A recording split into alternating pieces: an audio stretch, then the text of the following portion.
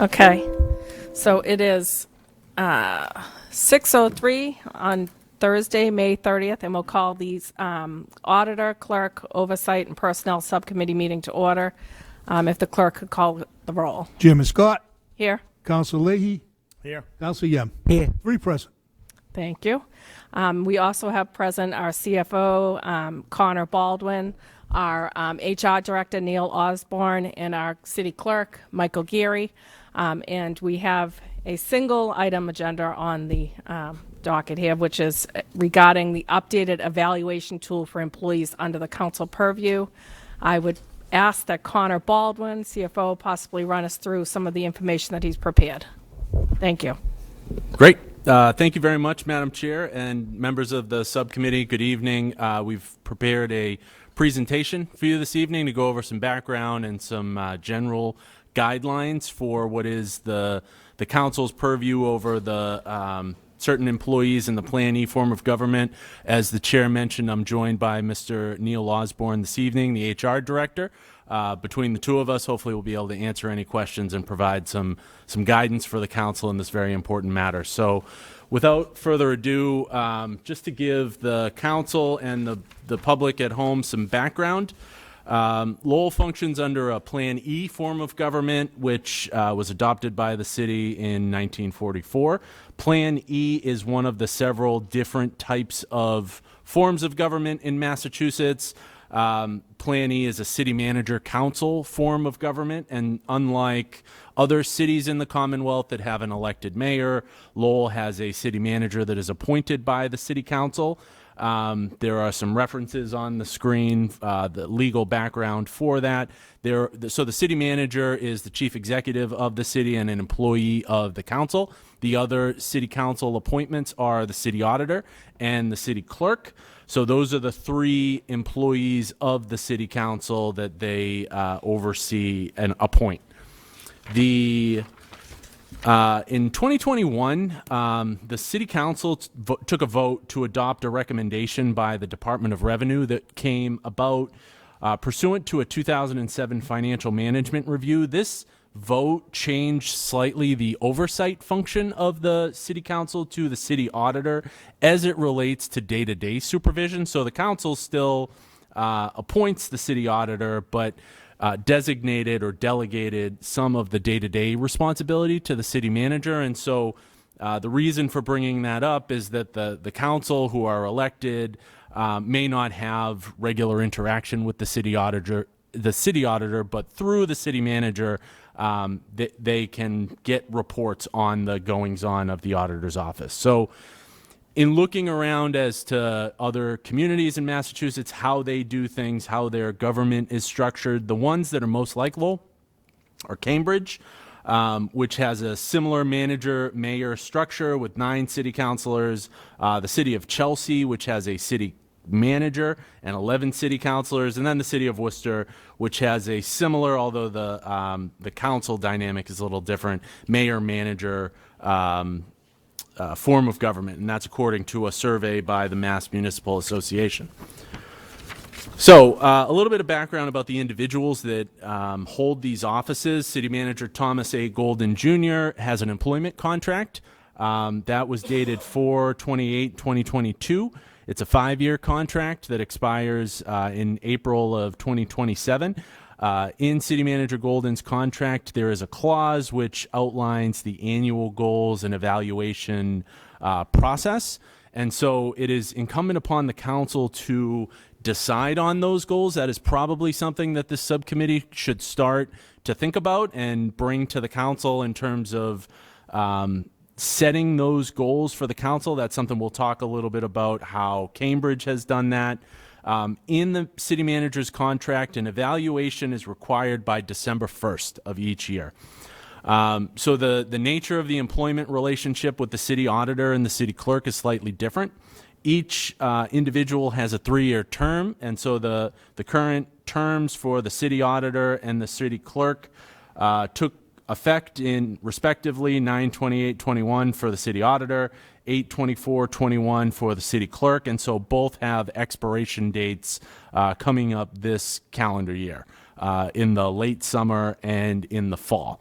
The evaluation process, practically speaking, for the auditor and the clerk has happened in and around the same time as the city manager, in the fall or the early winter, for like a January 1st implementation of any merit-based increase. And has happened through sort of an informal process where a questionnaire or an evaluation rubric has been sent to the council members. There has been some desire expressed by the council to take a look at that process and try to make some improvements, and so that is one of the goals of the subcommittee, to take a look and maybe set some uniformity to the process and to look at some best practices in other communities. So I mentioned that Cambridge was one example that has pretty good evaluation tool. Excuse me. The figure that's on the slide on the screen is sort of a snapshot of what is a much longer, somewhat in-depth rubric that they use for their city manager that goes into a number, 8 different goal areas, and then within those goal areas are certain targets. And then what you see on the screen was the city manager posted online for the city of Cambridge a scorecard within the first year. So, color coded, the green indicates that the city manager met the goal, the yellow indicates that the goal was partially met, and then there are some, but they're not shown on the screen here, that were not met, and then the manager would provide some explanation as to why those goals were not met. And so the 8 goal areas, and I'll read them, although they are on the screen, that were set by the city of Cambridge that could be used as a potential evaluation tool were: number 1, leadership; number 2, council relations; number 3, management; number 4, community engagement; number 5, culture; number 6, ADEI; number 7, city operations; and then number 8, fiscal management. And those are the areas with which the city council evaluates the city manager in Cambridge. This is not it's not that much unlike a tool that was used here in Lowell several years ago. I'm happy to talk about some of the historical examples. I was here at the time, but when City Manager Bernie Lynch was in office, there was somewhat of a similar evaluation tool, and there were, I believe it was also 8 goal areas that the manager would provide to the council updates on in terms of the evaluation. And I'll run through the rest of this quickly, but please feel free to stop me with any questions, and then we'll have plenty of time for question and answer at the end. So there's a link here that, this presentation will be posted online, but has been sent to all of the counselors with some resources that could be accessed. There is a scoring template that is published by the International City Managers Association, ICMA, that has a number of examples across the United States of other communities' scoring tools. And usually you can see how these are somewhat similar to the city of Cambridge, but there are categories used. Again, I'll read them. Number 1, individual characteristics. Number 2, professional skills and status. Number 3, relations with elected members and the governing body. Number 4, policy execution. Number 5, reporting. Number 6, citizen relations. Number 7, staffing. Number 8, supervision. Number 9, fiscal management. And then number 10, community. And so finally, in preparing for this meeting, we've had a few conversations with the Mass Municipal Association, which is an organization in Massachusetts that is comprised of member communities, has lots of resources for municipal managers, other municipal staff about these types, personnel management being one of them. Mr. Dave Kaufman, who is one of their liaisons, we reached out to and was kind enough to send us a number of resources of companies that assist communities with these types of tools. So if the council were so inclined, there are a number of either private companies or public agencies that assist communities with this type of endeavor. And so they're listed here on the screen. Municipal Resources, Inc. is one out of New Hampshire, but they do a lot of work in Massachusetts. The Collins Center is a part of UMass Boston, so they're a component of the college. We've done a lot of work with the Collins Center in the past. They've helped the city with some of our executive searches. That is one of their specialties. These other two companies that are listed, I'm not personally familiar with, but Mr. Kaufman shared them as potential other avenues to pursue if the council were so inclined as to seek some professional services to assist, and they're shown there on the screen. So I know I ran through that very quickly. I want to leave plenty of time for deliberation by the body, but I don't know if Mr. Osborne has additional comments, but we're here to answer any questions that you may have. Thank you very much, Madam Chair. Thank you. That's up to you if you want to add anything to that. He just did a nice presentation. So does anyone want to start? Are you okay with me? Sure, you start. Okay. So I know I had brought it forward, the motion about looking at this. I was a little surprised, I guess, at the simplicity, I guess, of the evaluation tools that we were using. Coming from the school side, we used much more like a rubrics-based where we had specific. It was very easy to evaluate the superintendent because he had goals that he had shared with us, and then he provided proof, that he had met those goals, whether or not it was, holding 10 public information sessions or expanding language options or whatever, but they were just very much called out. And I think that's kind of what you're referring to with, if I remember correct, with Mr. Lynch's contract. I think there were more performance measurements in it. That's right. And if I may sort of Absolutely.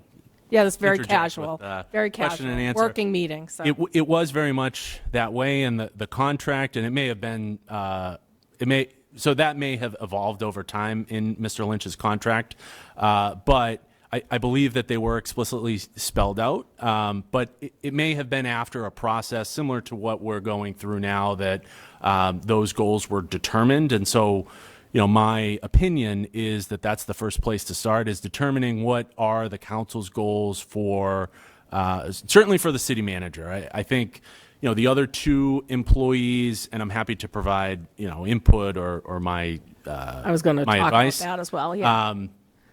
But, the city manager as the chief executive officer is probably the one to focus on first. And there are not explicit goals, but this sort of this clause in the contract that just refers to the goals, and so that's really the place to start. Is what are the goals for the city? Certainly, we have all of those. We looked at the ones from Cambridge. We looked at the some of the examples from the ICMA, but we also have on file the goals from Mr. Lynch's contract. We could take a look at those. We can have a discussion here about what some of the goals for the council are.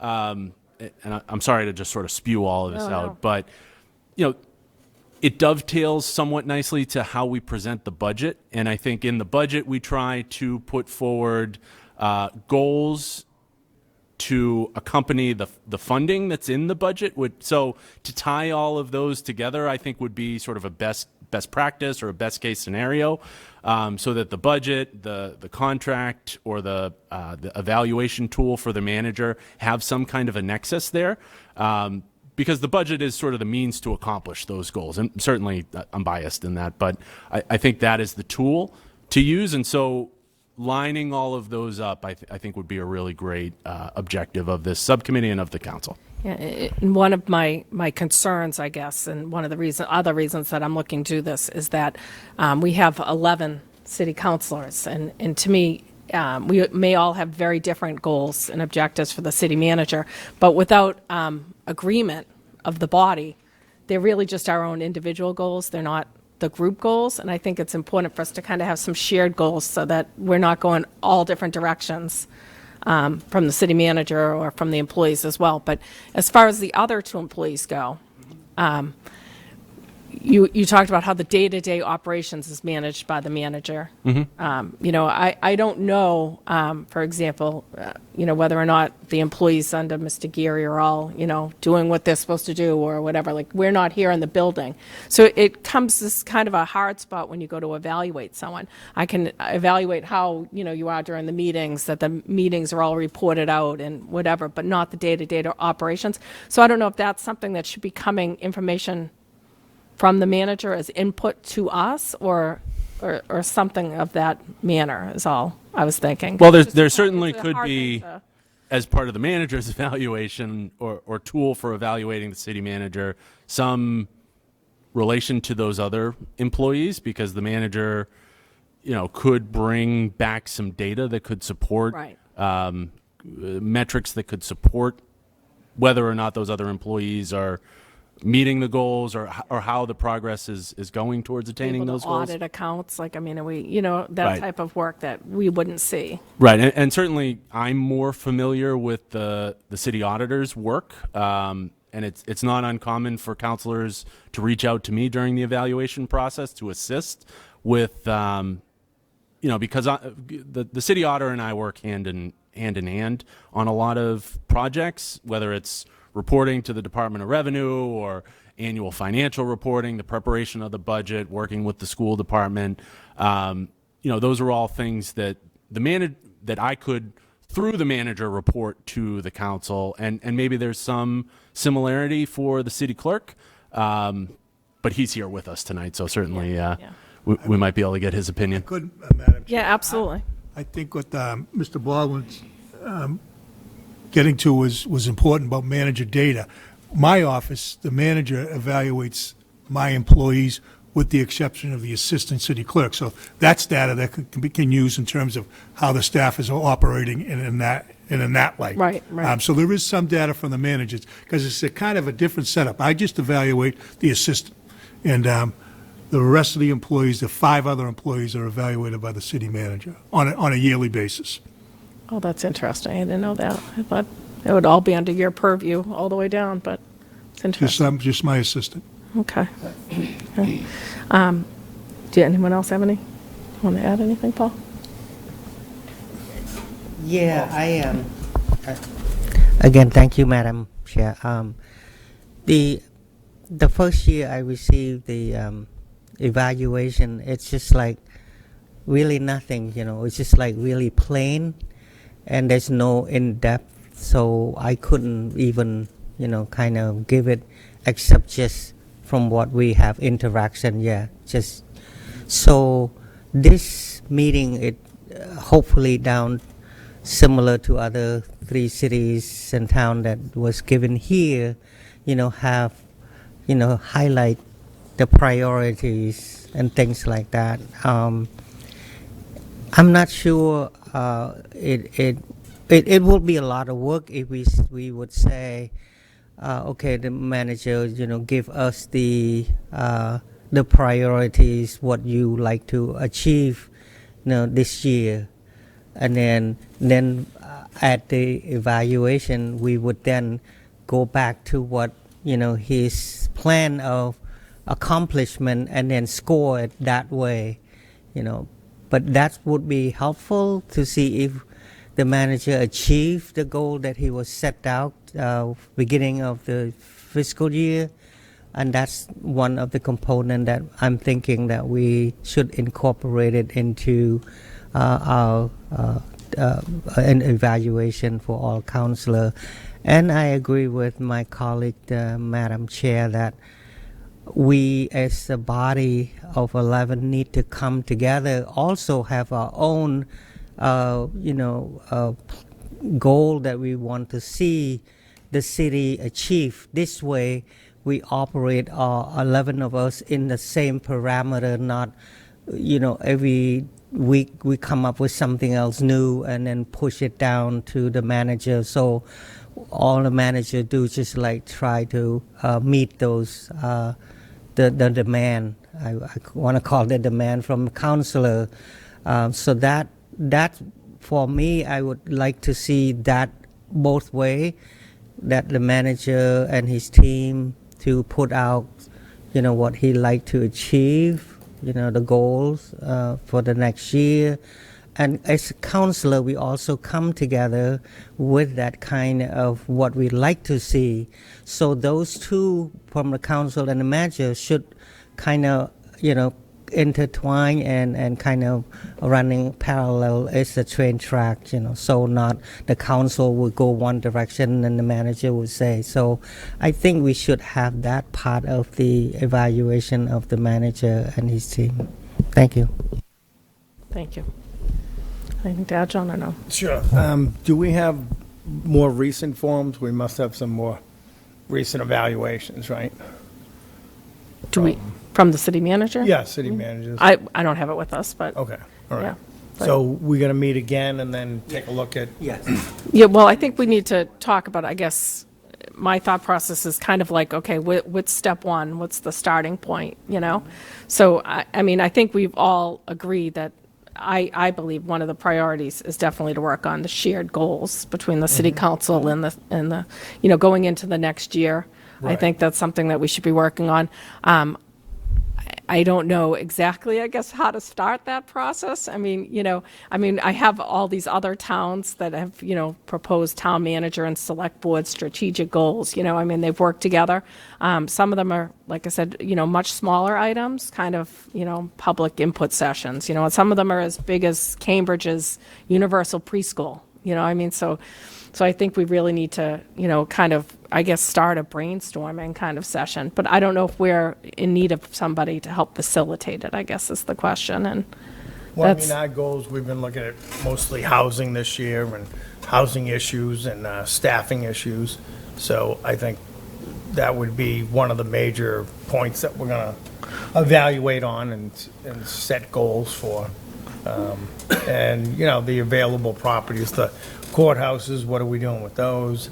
So, obviously, we're going to use these other,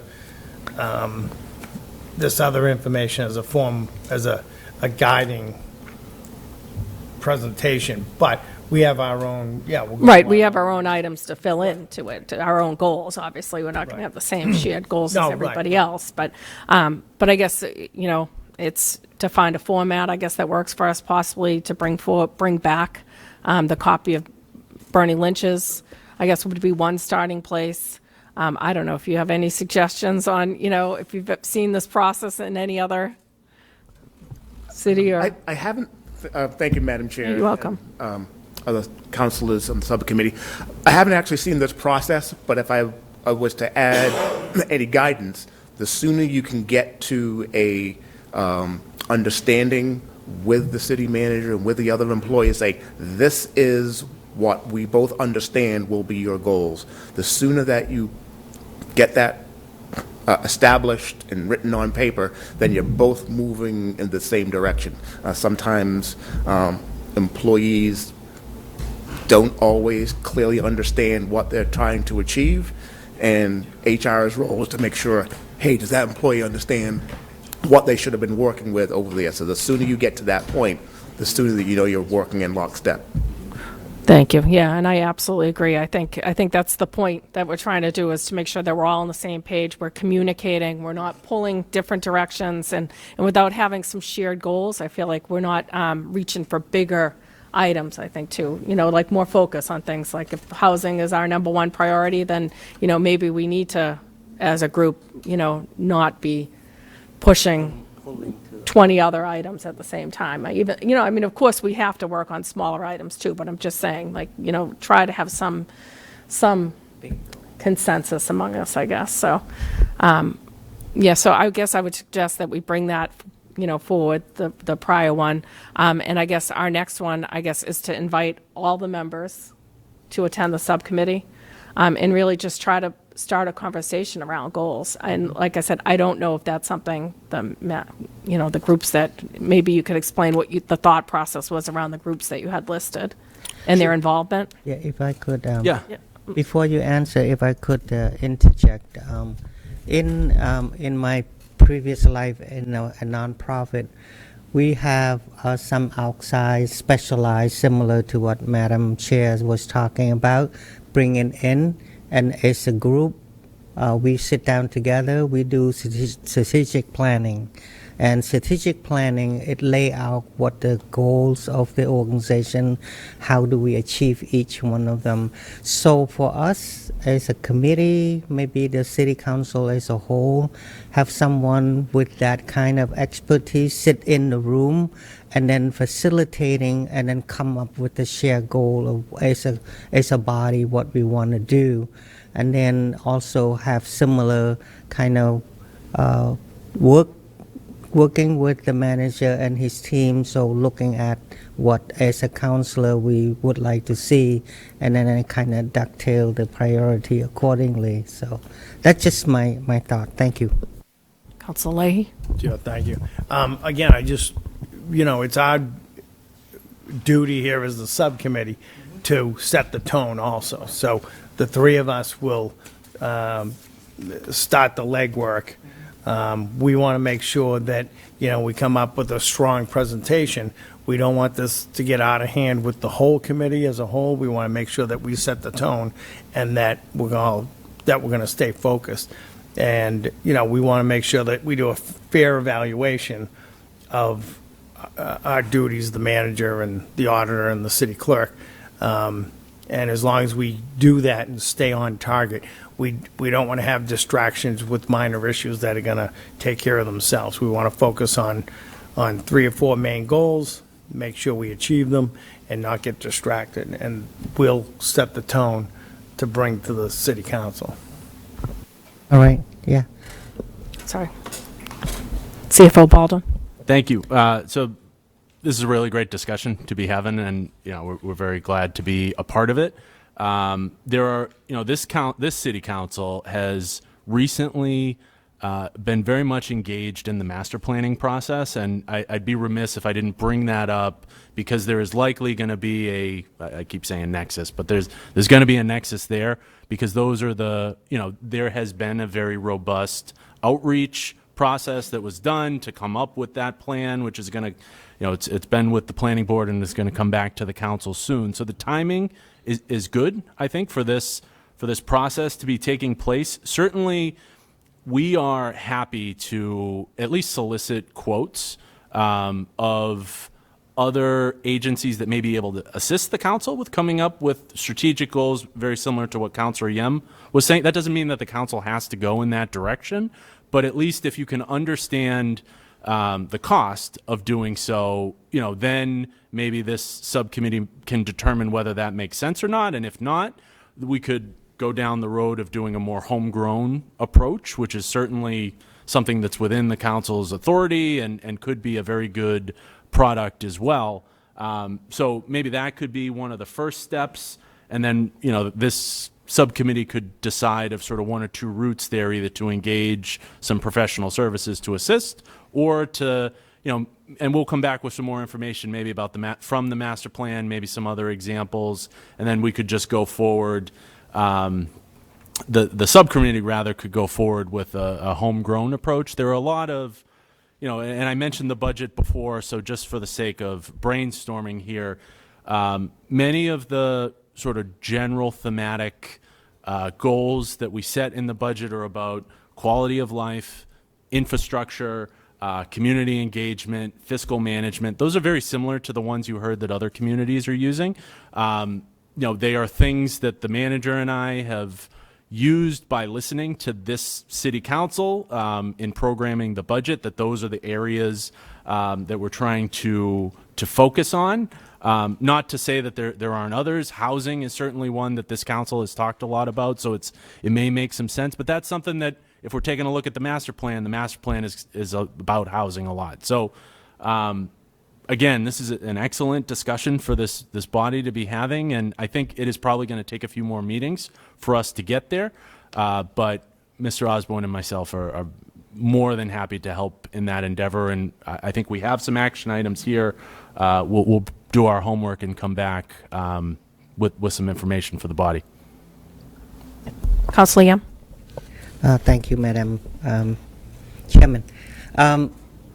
I like the point that you brought up that we do have the master plan. When you say master plan, is that low forward are we talking about, right? So I just want to be sure that Yes, that's we what I'm talking about. Yeah, we speak the Low same forward. language. Yeah, low forward. I think it's whatever this subcommittee to set the goal for the whole body or for the manager. We need to also look at the low forward and incorporate what has been done. And as you alluded to that, yes, a number of counselors involved in the community meetings, including myself, a few times, and give some input, and the resident put input on to what important is that they like to see 15 years, 20 years down the road. So I think that can be served as a basis to develop whatever we would as a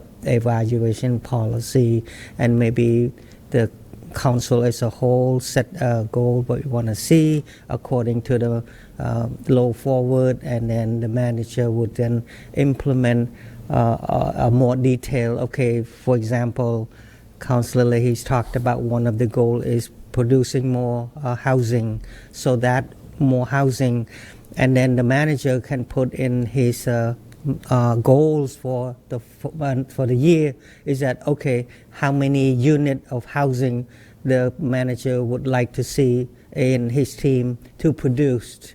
So then at the end of the year for evaluation, then we can look back and say, okay, at the beginning, manager say he and his team will help produce 300 units of housing, and then at the end of that, during the evaluation, we can say, okay, the goal has been met, or the yellow, similar to Cambridge, in progress, or things like that. So, thank you. Thank you. So I guess the only thing that I would question, I guess, is I know Councilor Leahy mentioned, how we kind of take the lead here on it, but the point of the exercise would be to have a shared goals from the entire council, right?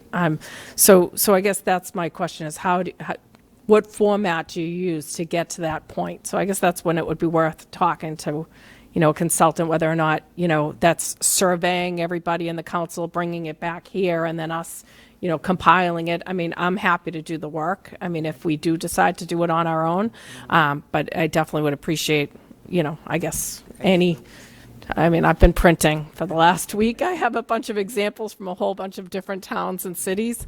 But what I liked most about them, like Councilor Yem said, is that it gave just very clear, defined, evaluation, rubrics that you knew whether or not you accomplished your goals or not. And you couldn't say, the manager didn't meet his goals, because these were the goals that you set for him.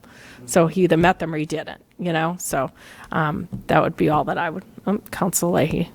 No, and again, and I guess you could correct me if I'm wrong, but I would think we would go through the mayor's office, right? Because we can't go through the manager's office to ask for him to help with his own evaluation.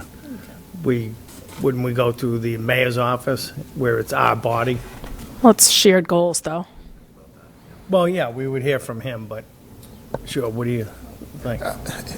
The end result's going to have to be a document that the city manager agrees makes sense. So, here or there, you can use both. Doesn't matter. It's getting to that point where you know that this is a process that both employee and employer say, this is how you're going to be graded, and they understand this is how they're going to be evaluated. And the hope is that it benefits both the council and the manager, that it's a consensus that we're working together. This isn't an adversarial process. We're not trying to make it that. So I just think it's, like I said, to try to bring everybody to on the same page. So, Right. If I Councilor Yam. Yes, thank you, Madam Chair. I am, for one, I would prefer having a professional who has done this in the past for other cities and towns guide us. We could do like Councillor Scott did, print it out and read it, but without having professional who can guide us through, we may think that we want to do this way, and then the professional would say, well, according to my experience, this is how it's handled. So I would feel more comfortable having a professional guide us at the subcommittee and also as a council all together.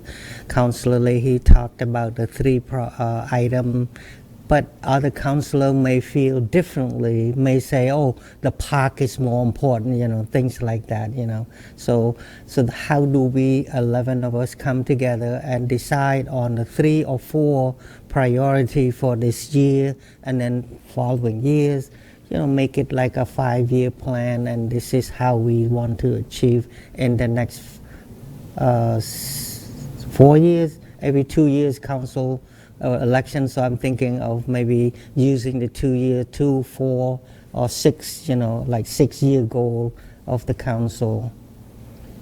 Thank you. Thank you. No, I just have one more question for CFO Baldwin. If we're talking about using an outside group, which I would also be inclined to do, because I do think it's an important process for the city moving forward, to solicit, pricing or anything, there's no cost to that. What would be the process for us to? Right. Yeah. These would be professional services that would be subject to Chapter 30B. If they're over a certain dollar threshold, we would be required to do quotes. We could, the threshold for a sealed bid is $50,000. One of the things I think that is somewhat of an advantage to the UMass Boston option is they're an agent of the Commonwealth, and as such, they're exempt from 30B as a matter of law. And so, not to gear the subcommittee in any particular direction, but private companies, we would need to comply with 30B if we're going to look. We can get quotes, but to your point directly, it doesn't cost us anything to get quotes, and we could start as a sort of step one, getting that information, talking about it here. If the companies are comfortable with that being part of the process, and have a discussion as to whether there's funding in the budget sufficient to engage a professional, or whether utilizing UMass Boston, or there would still be a cost to it, but the process would be a little bit more straightforward, I guess. So, yeah. if I could make a motion to have the CFO and the HR starting the process of getting the quote from professional, so that would be my motion. Second. All in favor? Aye. Motion passes. That sounds like a great start, I think, to move forward with. I think the only other thing I guess we could probably try to do too is just maybe if we could find out, I could look it up myself too, but the process other cities, towns have followed to like Cambridge, for example, what was the process? This was a great piece of work that they have as output. So I guess maybe if we could get a little more information on that would be really helpful as well. So. Happy to do that. Yeah. Anything else? Yeah. Anyone else? And then adding your suggestion about the Bernie Lynch or something. We have previous, that down too. Yeah, previous. The previous tool. Tools that you mentioned, CFO Baldwin mentioned about from Bernie Lynch. We just want to take a look at it, and if you can also give us the current evaluation to see, because I remember vaguely it's just like so plain. It's just like nothing. Check off. That's not right. And as far as the city manager's contract right now and the language that's in there, I know you're not our attorney or anything, but there's nothing prohibitive for us to implement an evaluation tool of our. I don't think so. I mean, I would be happy to confer with the city solicitor, but I would imagine, the language Madam is in Chair, there, that you said. in order to put together an evaluation, you would need to go criteria, through some kind of right? process. So it seems part there's and nothing parcel. restrictive. I'm saying nothing that calls out how that process has to happen that Not I that I'm remember aware in the of. contract. Yeah. So, okay. Anything else? No? Motion to adjourn? Second. All in favor? Meeting adjourned. Thank you very much. Thank you.